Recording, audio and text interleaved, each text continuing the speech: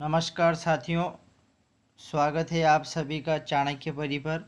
आज के इस सेशन में हम MPPSC प्री की यूनिट 7 के टेस्ट की चर्चा करेंगे। पूरा टेस्ट 100 क्वेश्चन का होगा और इससे पहले हमने MPPSC की 6 यूनिट के टेस्ट वीडियो अपलोड कर दिए हैं। अगर आपने अभी तक नहीं देखे हैं तो उनको जाकर देखिए। और शुरू करते हैं हम हमारा आज का ये टेस्ट। हमारा पहला क्वेश्चन है, भारत में चीता को पुनः प्रस्तुत करने की रिपोर्ट के तहत मध्य प्रदेश में कौन से स्थल की उपयुक्त रूप से सिफारिश की गई है? तो इसका सही आंसर हो जाएगा नौरादेही अभ्यारण्य, ऑप्शन ए सही हो जाएगा। अगला क्वेश्चन है हमारा, 2030 तक निम्नलिखित में से कौन सतत विकास लक्ष्य का हिस्सा नहीं है?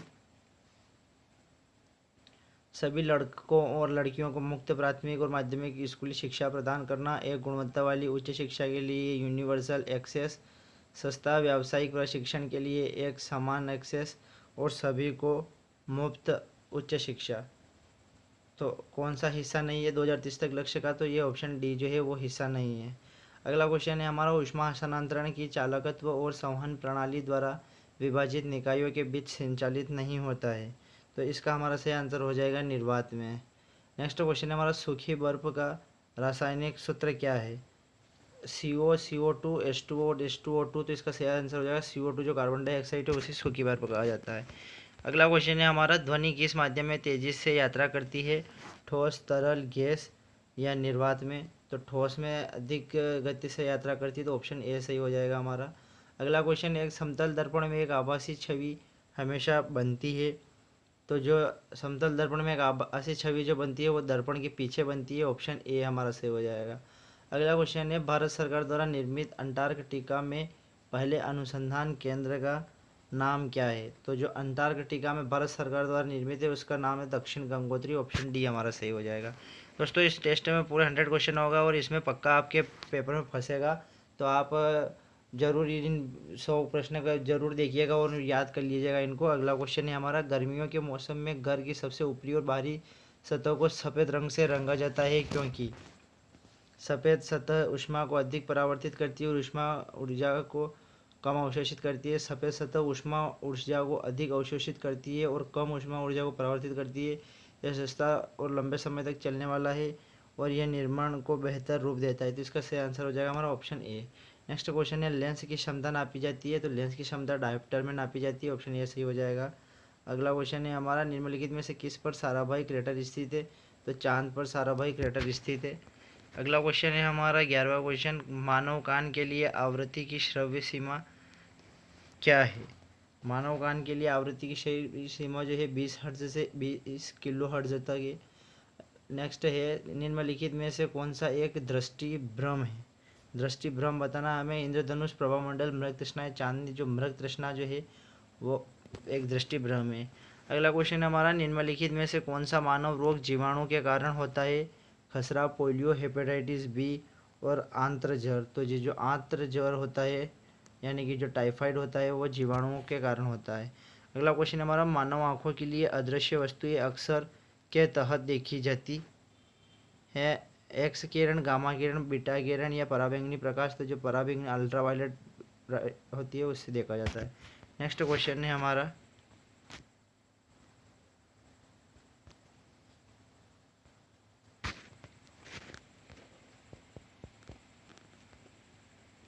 डिम्ब क्षरण के बाद उत्पादित हार्मोन स्रावित संरचना है? कार्पल्स, अल्बिगन्स, कार्पोस, स्पोंजियोसम, महासंयोजिका या पित्तपिंड। तो इसका जो हमारा सही आंसर हो जाएगा वो डी हो जाएगा, पित्तपिंड या कार्पस ल्यूटियम। नेक्स्ट क्वेश्चन है हमारा, हाल के समाचारों में उल्लिखित प्रदर्शित कोपरनिकस सेंटिनल-6 का संबंध निम्नलिखित में से किससे है? तो इसका संबंध उपग्रह से हो, ऑप्शन बी सही हो जाएगा। अगला क्वेश्चन है हमारा, उत्सर्जन प्रणाली किसके साथ जुड़ी है? तो इसका हमारा सही आंसर हो जाएगा गुर्दे यानी किडनी के साथ जुड़ी है, ऑप्शन ए सही हो जाएगा। नेक्स्ट क्वेश्चन की ओर चलते हैं। हमारा अगला क्वेश्चन है, प्रकाश संश्लेषण के दौरान पौधों द्वारा निम्नलिखित में से किसका उपयोग किया जाता है? इसका सही आंसर हो जाएगा ऑप्शन ए सौर ऊर्जा का। अगला क्वेश्चन है, रेयॉन से बना होता है? तो इसका हमारा सही आंसर हो जाएगा सेल्यूलोज से। रेयॉन जो होता है वो सेल्यूलोज से बनता है। अगला क्वेश्चन है हमारा, समाचार में चर्चित पदार्थ की पांचवी अवस्था क्या है? तो इसका सही आंसर होगा बोस आइंस्टीन संघनित्र। हमारा क्वेश्चन है, हाल ही में समाचारों में उल्लेखित प्रदर्शित परम सिद्धि क्या है? तो जो है वो सुपर कंप्यूटर है परम। क्वेश्चन है हमारा अगला, करकम लौंगा किस मसाले का वैज्ञानिक नाम है? तो जो है ये हल्दी का नाम है। ऑप्शन सी सही हो जाएगा। अगले क्वेश्चन की तरफ चलते हैं। अगला क्वेश्चन है हमारा, पौधों में अर्धसूत्री विभाजन के अध्ययन के लिए सबसे उपयुक्त भाग क्या होगा? तो इसका सही आंसर हो जाएगा हमारा परागकोश यानी एंथर। नेक्स्ट क्वेश्चन को चलते हैं। हमारा क्वेश्चन है हमारा, परागकणों को परागकोश से फूल के वर्तिकाग्र में स्थानांतरित करना कहलाता है। तो यह परागण कहलाता है। अगला क्वेश्चन है, निम्नलिखित में से कौन सा पौधा शरीर में कोलेस्ट्रॉल के स्तर को नियंत्रित करने के लिए उत्तरदायी है? तो इसका ऑप्शन सी से हो जाएगा मेथी। अगला क्वेश्चन है, निम्नलिखित में से किस भाग से कपास तंतु प्राप्त होते हैं? जो कपास के तंतु होते हैं वो किस भाग से प्राप्त होते हैं? तो वो बीज कोष्ठक से प्राप्त होते हैं। ऑप्शन डी हमारा सही हो जाएगा। अगला क्वेश्चन है हमारा, इवेंट हेराजाइन या घटना क्षतिज, स्टेलर या तारकीय या सिंगुलैरिटी शब्द कभी कभी के संदर्भ में देखे जाते हैं। तो ये ब्लैक होल के संदर्भ में देखे जाते हैं। जो इवेंट हेरोजन या घटना क्षतिज या स्टेलर, ये तारकीय या सिंगुलैरिटी, ये ब्लैक होल से संबंधित है। अगला क्वेश्चन हमारा, मनुष्य के मुख गुहा में निम्न में से किसका पाचन शुरू होता है? तो मुख गुहा में कार्बोहाइड्रेट का पाचन शुरू हो जाता है। ऑप्शन सी से हो जाएगा। मानव शरीर के लगभग 40% पानी है। तो मानव शरीर में पानी कितना है? तो मानव शरीर में 60% पानी है। निम्नलिखित में से कौन अलग समूह से संबंधित है? स्कर्वी, सूखा रोग, रतौंधी या रेबीज? जो रेबीज है ये अलग, ये बाकी सब विटामिन की कमी से होने वाले रोग है। और जो रेबीज है ये रेबीज वायरस के कारण होता है, कुत्ते के काटने से ज़्यादा फैलता है। अगला क्वेश्चन है हमारा, निम्नलिखित में से किस जीव के कारण पोलियो होता है? विषाणु, कवक, जीवाणु या प्रोटोजोआ? तो इसका सही आंसर हो जाएगा विषाणु। अगला क्वेश्चन है हमारा, निम्नलिखित में से कौन सा रोग पारे के साथ विषाक्तता के कारण होता है? तो इसका हमारा सही आंसर हो जाएगा मिनीमाता। ऑप्शन बी सही हो जाएगा। चलते हैं अगले क्वेश्चन की ओर। हमारा अगला क्वेश्चन है, निम्नलिखित में से कौन सा पहला पुनः संयोजक टीका है? पोलियो, एड्स, हेपेटाइटिस बी या चेचक?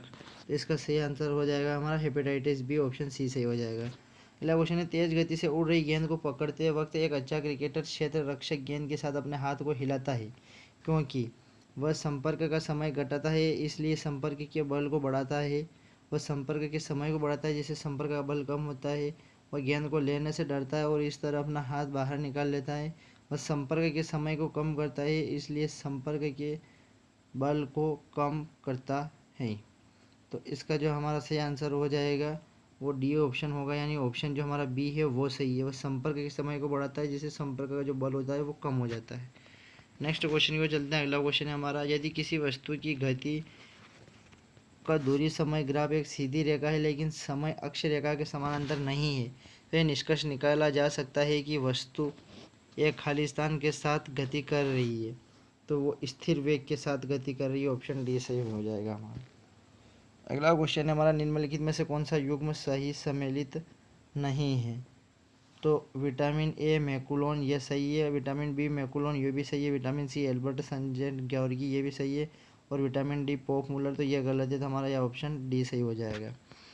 अगला क्वेश्चन है हमारा, भारतीय गणितज्ञ के नाम पर सोवियत संघ द्वारा 1975 में प्रक्षेपित पहला भारतीय उपग्रह कौन सा है? तो वो आर्यभट्ट है। ऑप्शन डी से हो जाएगा। नेक्स्ट क्वेश्चन है हमारा, बायोगैस और सीएनजी का मुख्य घटक क्या है? प्रोपेन, हाइड्रोजन सल्फाइड, मीथेन या एथेन? तो इसका हमारा सही आंसर हो जाएगा मीथेन। अगला क्वेश्चन है हमारा, निम्नलिखित में से कौन सा पेट्रोलियम का उत्पाद नहीं है? कोक, डामर, ग्रीस या पैराफिन, मोम? तो इसका सही आंसर हो जाएगा हमारा कोक। अगला क्वेश्चन है हमारा, निम्नलिखित में से कौन एक जलीय खाद्य श्रृंखला में प्राथमिक उपभोक्ता है? शैवाल, फाइटोप्लैंक्टन, ज़ूप्लैंक्टन और शार्क? तो इसका जो हमारा सही आंसर हो जाएगा वो ज़ूप्लैंक्टन हो जाएगा। सी सही हो जाएगा। नेक्स्ट क्वेश्चन है हमारा, निम्नलिखित में से कौन सा कथन एक सरल लोलक में ऊर्जा के संरक्षण के बारे में सही है? यह केवल गतिज ऊर्जा की स्थितिज ऊर्जा में परिवर्तन को दर्शाता है, ये बिल्कुल गलत है। यह केवल स्थितिज ऊर्जा की गतिज ऊर्जा में परिवर्तन को दर्शाता है, ये गलत है। इसमें तदनुसार ऊर्जा के दोनों परिवर्तन होते हैं, यह सभी गलत है। तो इसका जो हमारा है ऑप्शन सी सही हो जाएगा, क्योंकि ये दोनों करता है, गतिज ऊर्जा को स्थितिज ऊर्जा के परिवर्तन को भी दर्शाता है और जो स्थिर ऊर्जा है उसके गतिज ऊर्जा को परिवर्तन को भी दर्शाता है। तो ये ऊर्जा के दोनों परिवर्तन को दर्शाता है, ऑप्शन सी सही हो जाएगा। नेक्स्ट क्वेश्चन है हमारा, निम्नलिखित पदार्थों में से कौन सा एक ग्रीन हाउस गैस नहीं है? जल वाष्प, क्लोरोफ्लोरोकार्बन, मेथेन या नाइट्रोजन। तो इसका जो हमारा सही आंसर हो जाएगा वो ऑप्शन डी हो जाएगा, नाइट्रोजन। नेक्स्ट क्वेश्चन की ओर चलते हैं हम। हमारा अगला क्वेश्चन है, निम्नलिखित में से किस जैव अणु में अम्ल नहीं पाया जाता है?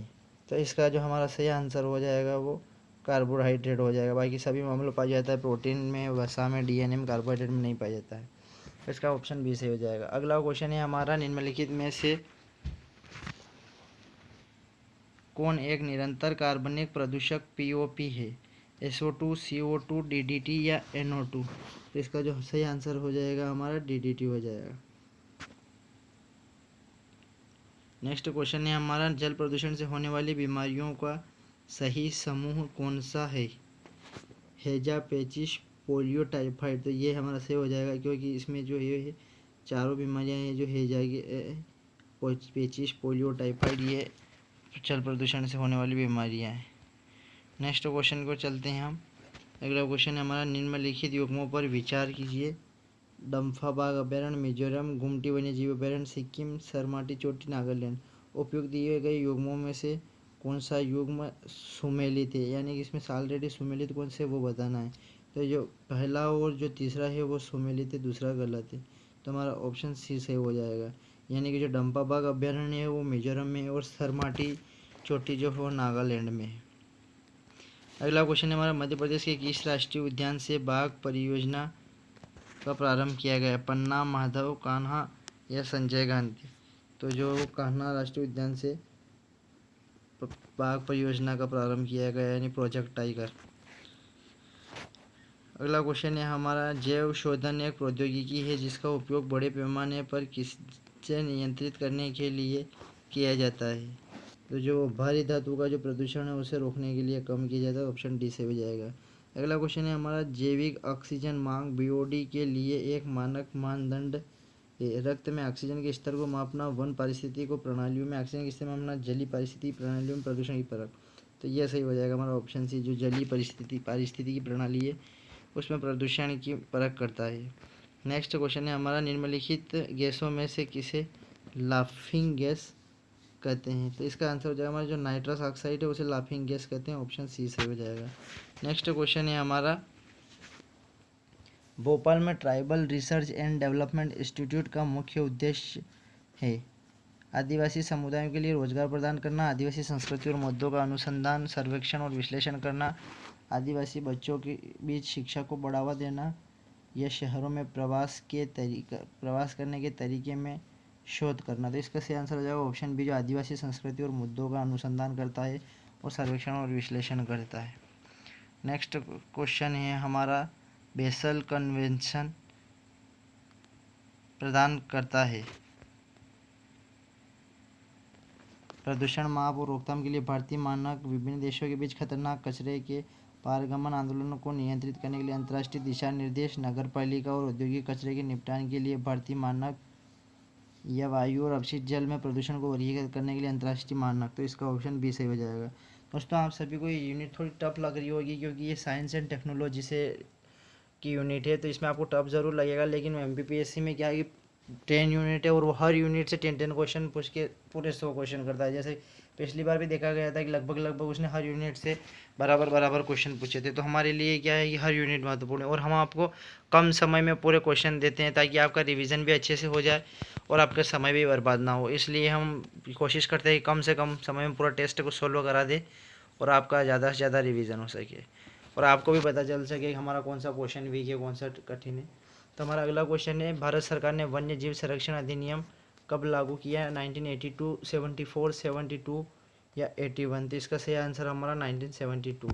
अगला क्वेश्चन है हमारा, विलुप्त, गंभीर रूप से लुप्त प्राय और संकटग्रस्त प्रजातियों को किसके द्वारा सौंपी गई श्रेणियां है? तो ये जो है IUCN द्वारा सौंपी गई है।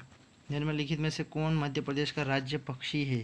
एशियाई दूधराज, विशाल धनेश, सोन चिरैया या नीलकंठ? तो एशियाई दूधराज जो है वो मध्य का राज पक्षी मध्य प्रदेश का, और इसका नाम देख लेना, एशियन पैराडाइज फ्लाई गेजर भी बोलते हैं इसको। इंग्लिश का नाम भी डायरेक्ट दे देता हूँ तो ये याद रखना। अगला है हमारा, बांधवगढ़ टाइगर रिजर्व राज्य में स्थित है? तो बांधवगढ़ टाइगर रिजर्व जो है वो मध्य प्रदेश में स्थित है। नेक्स्ट क्वेश्चन की ओर चलते हैं। हमारा अगला क्वेश्चन है, निम्नलिखित में से कौन सा युग्म सही सुमेलित नहीं है? प्रथम विश्व जलवायु सम्मेलन 1979, ये बिल्कुल सही है। प्रथम पृथ्वी शिखर सम्मेलन एजेंडा 21, ये भी सही है। पृथ्वी शिखर सम्मेलन +5 1997, ये भी सही है। और कार्बन व्यापार मॉन्ट्रियल प्रोटोकॉल, ये सही सुमेलित नहीं है। तो हमारा ऑप्शन डी सही हो जाएगा। तो हमारा राइट आंसर क्या होगा? Option D. नेक्स्ट क्वेश्चन है हमारा अगला, रामसर कन्वेंशन किससे संबंधित है? जलवायु परिवर्तन, कीटनाशक, प्रदूषण, ओजोन परत रिक्तीकरण या आर्द्रभूमि संरक्षण? जो रामसर कन्वेंशन है वो आर्द्रभूमि संरक्षण के लिए, यानी कि जो पूरी जो कितनी आर्द्रभूमियाँ हैं उनके संरक्षण के लिए रामसर कन्वेंशन है भारत में। नेक्स्ट क्वेश्चन की ओर चलते हैं। हमारा अगला क्वेश्चन है, निम्नलिखित में से कौन से युग्म सही ढंग से मेल किए गए हैं? क्रम संख्या और जो मतलब जो ये समझौता दे रखी है और इनमें वहाँ समझौते में का क्या निपटारा किया गया या क्या उपाय दिया गया है, तो वो दे रखा है। तो हमें वो मिलान करना है कि कौन कौन सा सही है और कौन कौन सा गलत है। तो हमारे पास स्टॉकहोम समझौता, सीमा पार संचालन दे रखा है, यानी जो स्टॉकहोम समझौता था उसका खतरनाक कचरे का सीमा पार संचालन, तो ये गलत है। और बेसल समझौता, स्थायी कार्बनिक प्रदूषण, ये भी गलत है।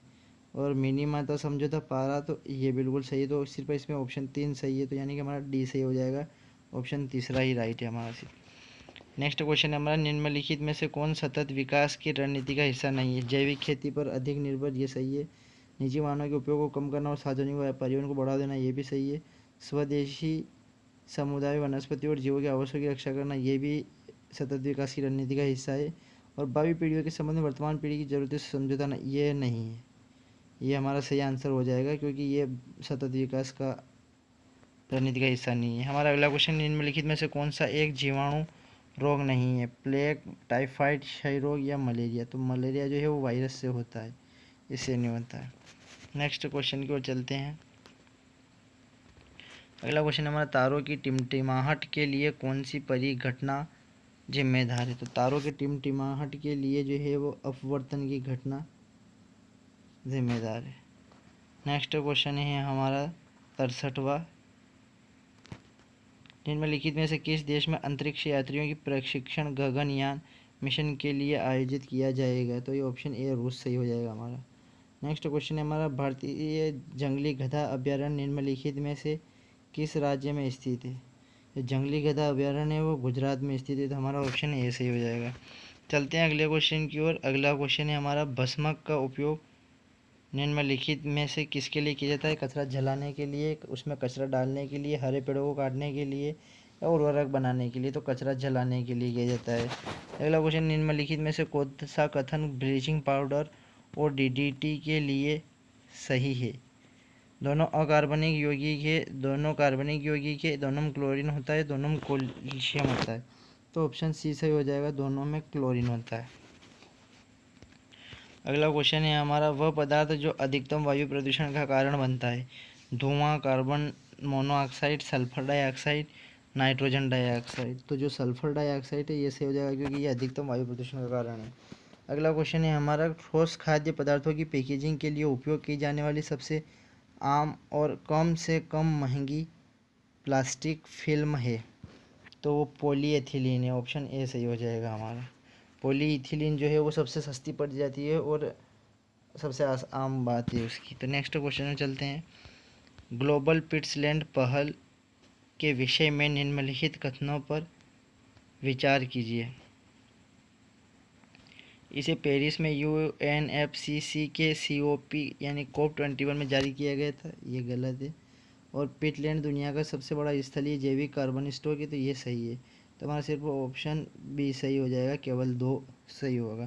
तो हमारा इस 69 क्वेश्चन का आंसर हो जाएगा ऑप्शन बी। नेक्स्ट क्वेश्चन की ओर चलते हैं। हमारा अगला क्वेश्चन है 70वां। Access and benefit sharing agreement निम्नलिखित में से संधियों या कन्वेंशन में किसका एक प्रमुख हिस्सा है? खाद्य और कृषि के लिए पादप आनुवांशिक संसाधनों पर अंतर्राष्ट्रीय संधि, इंटरनेशनल प्लांट प्रोटेक्शन कन्वेंशन या कन्वेंशन ऑन बायोलॉजिकल डाइवर्सिटी। तो ये हमारा ऑप्शन सी हो जाएगा, जो बायोलॉजिकल डाइवर्सिटी पे कन्वेंशन हुआ था उससे संबंधित है ये। अगला क्वेश्चन है हमारा, फरवरी 2021 में निम्नलिखित में से किसने सफलतापूर्वक 15 फरवरी को 19वें स्टारलिंक मिशन के हिस्से के रूप में 60 और स्टारलिंक उपग्रहों को परीक्षित किया, लेकिन फाल्कन 9 रॉकेट के पुनः प्रयोज्य प्रथम चरण बूस्टर को उतारने में विफल रहा? इसका हमारा सही आंसर हो जाएगा स्पेस एक्स। नेक्स्ट क्वेश्चन है हमारा, राष्ट्रीय उद्यान एक प्रकार है एक्स सीटू जैव विविधता संरक्षण, इन सीटू जैव विविधता संरक्षण, एक्स और इन सीटू दोनों जैव विविधता संरक्षण, या इनमें से कोई नहीं? तो जो हो जाएगा वो इन सीटू जैव विविधता संरक्षण है राष्ट्रीय उद्यान। अगला क्वेश्चन है हमारा, कैल्शियम कार्बाइड का उपयोग हरे फलों के कृत्रिम पकने के लिए किया जाता है क्योंकि यह बनाता है, तो ये एसिटिलीन बनाता है, और एसिटिलीन जो होती है वो फलों को पका देती है जल्दी। नेक्स्ट क्वेश्चन है हमारा, निम्नलिखित में से कौन सा कथन कार्बन निषेचन का सबसे अच्छा वर्णन करता है? वातावरण में कार्बन डाइऑक्साइड की बढ़ती सांद्रता के कारण पौधों की वृद्धि हुई है, वायुमंडल में कार्बन डाइऑक्साइड की बढ़ती सांद्रता के कारण पृथ्वी का तापमान बढ़ा, या वातावरण में कार्बन डाइऑक्साइड की बढ़ी हुई सांद्रता के कारण ओटस आशा की अम्लता में वृद्धि हुई। पृथ्वी पर सभी जीवित प्राणियों के अनुकूलन ने वातावरण में कार्बन डाइऑक्साइड की बढ़ती सांद्रता के बारे में जलवायु परिवर्तन लाया। जो कार्बन निषेचन का जो सबसे बढ़िया उदाहरण है वो ऑप्शन ए है, क्योंकि वातावरण में कार्बन डाइऑक्साइड की बढ़ती सांद्रता के कारण पौधों में वृद्धि हुई है। अगला क्वेश्चन है हमारा, पौधों के निम्नलिखित में से किस बीमारियों में पत्तियों के क्लोरोफिल नष्ट हो जाती है और पत्तियां जड़ जाती है? तो जो तंबाकू का जो मोज़ेक रोग होता है उसमें ऐसा होता है, तो ऑप्शन हमारा ए से हो जाएगा। नेक्स्ट क्वेश्चन की ओर चलते हैं। हमारा अगला क्वेश्चन है, रॉबर्ट ब्राउन अपनी किस खोज के लिए जाना जाता है? क्लोरोप्लास्ट केंद्रक, माइटोकॉन्ड्रिया, या गोल्गी कॉम्प्लेक्स? तो जो रॉबर्ट ब्राउन है वो केंद्रक के लिए जाना जाता है, ऑप्शन बी से हो जाएगा। अगला क्वेश्चन है, पेंच राष्ट्रीय उद्यान किस राज्य में स्थित है? तो पेंच राष्ट्रीय उद्यान मध्य प्रदेश में स्थित है, ऑप्शन बी राइट हो जाएगा।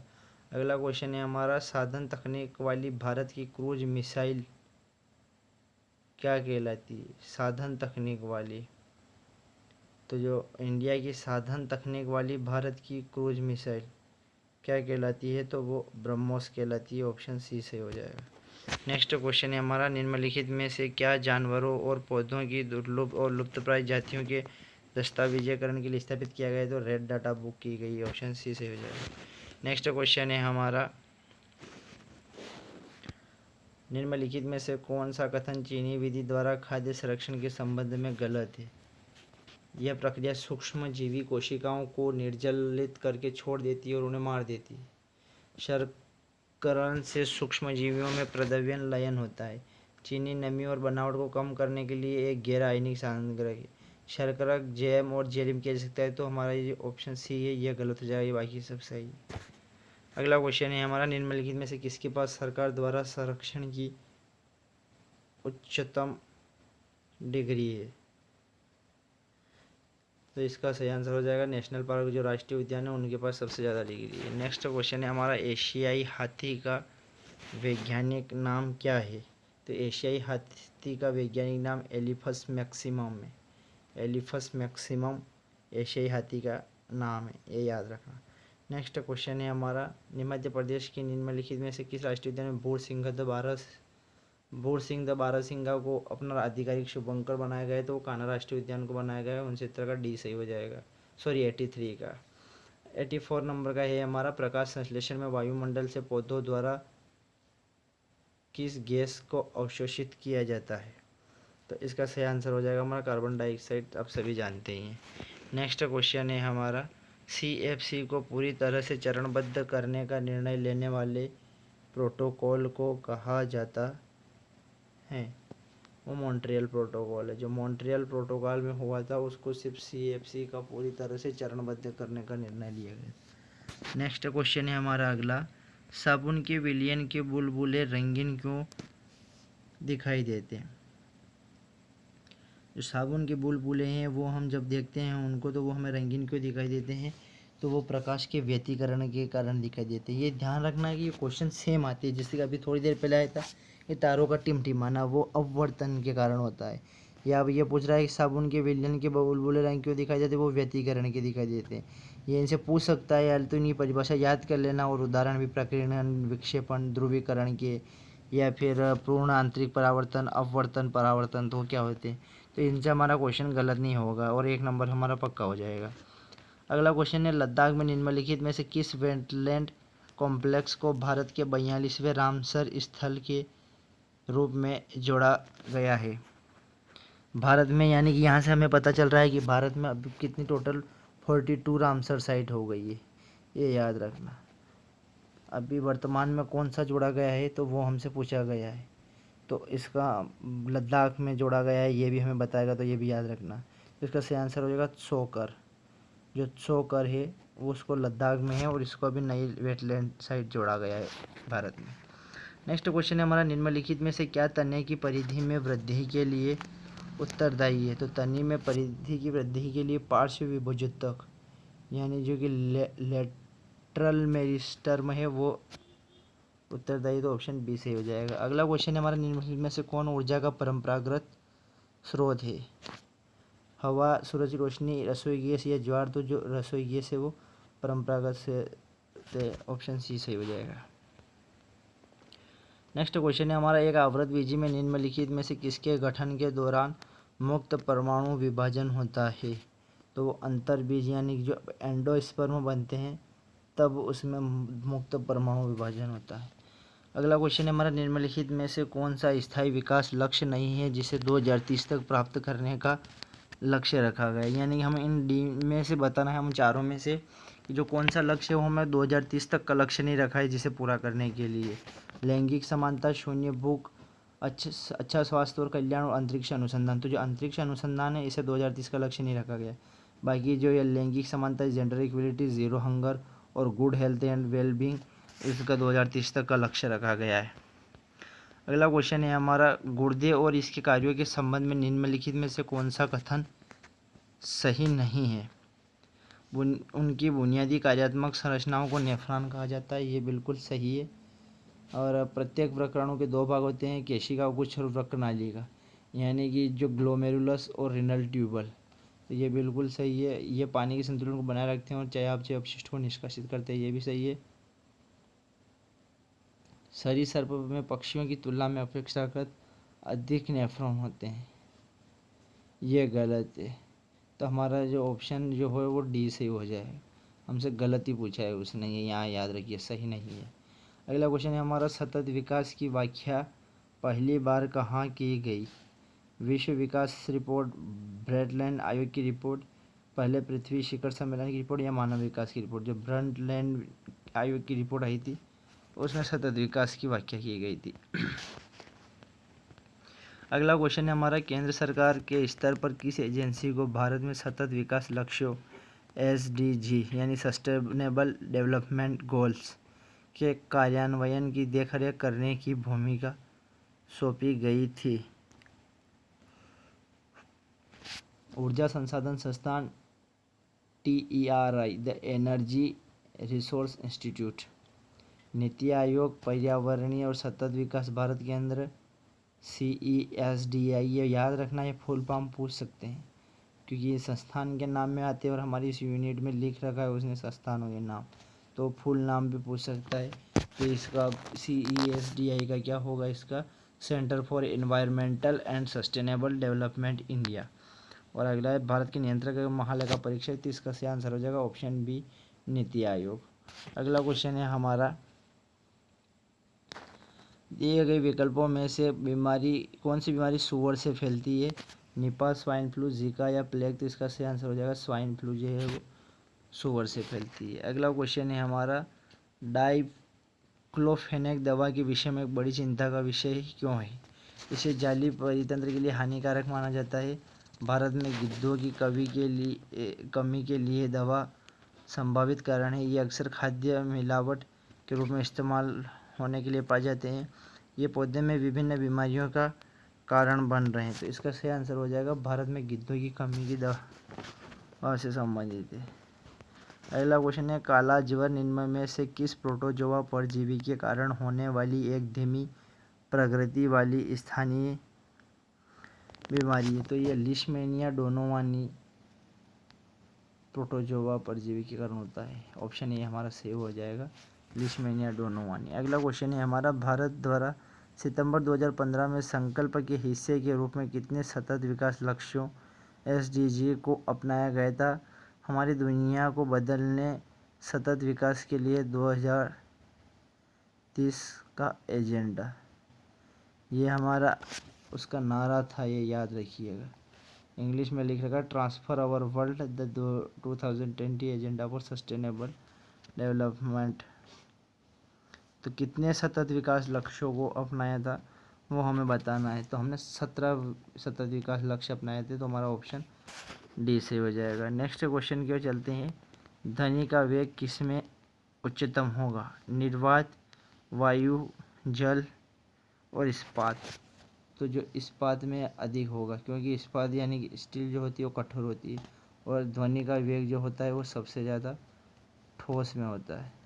नेक्स्ट क्वेश्चन है हमारा, वन्य जीव संरक्षण अधिनियम वर्ष में लागू किया था? 1970, 1980 और 1972। तो ये 1972 में लागू किया गया था। और साथियों, ये आज की हमारी यूनिट पूरी हुई। हमने पूरे 100 क्वेश्चन देखे हैं, और हम आगे बाकी बची हुई यूनिट के भी टेस्ट करवाएंगे और साथ में FLT में भी करवाएंगे। और हमारा लक्ष्य यही है कि हम कम से कम समय में आपका अच्छे से अच्छा रिवीजन करा सकें, क्योंकि अब हमारे पास ज़्यादा समय बचे नहीं है। हमारे पास आज के बाद सिर्फ 17 दिन और बचे हैं। 19 तारीख को हमारा पेपर होना है, और किसी भी हालत में होगा। वो MPPSC ने खुद ने नोटिस भी डाल दिया है, आप सभी ने देखा ही होगा। तो अब आपको सिर्फ रिवीजन करना है, नया कुछ नहीं पढ़ना है। तो हम आपके रिवीजन के लिए ही ये क्लास ले रहे हैं, ताकि आपको कम समय में आपका रिवीजन हो जाए और आप एक तरह से टेस्ट भी दे लें और दोनों काम हो जाए। और आप लास्ट में हम आंसर बताते हैं, उससे आप अपने मिलान भी करते चलिए कि आपका आंसर क्या था और हमने बताया वो क्या था, आपकी कितने सही हो रहे कितने गलत हो रहे। तो ये आपके सिलेक्शन में बहुत मददगार साबित होगा। और साथ ही अगर आप चैनल पर नए हैं तो आप चैनल को सब्सक्राइब ज़रूर कर लीजिएगा, और लाइक भी कर दियो यार, अपने दोस्तों को भी बता देना। तो ठीक है, धन्यवाद। मिलते हैं फिर अगले टेस्ट में। जय हिंद, जय भारत।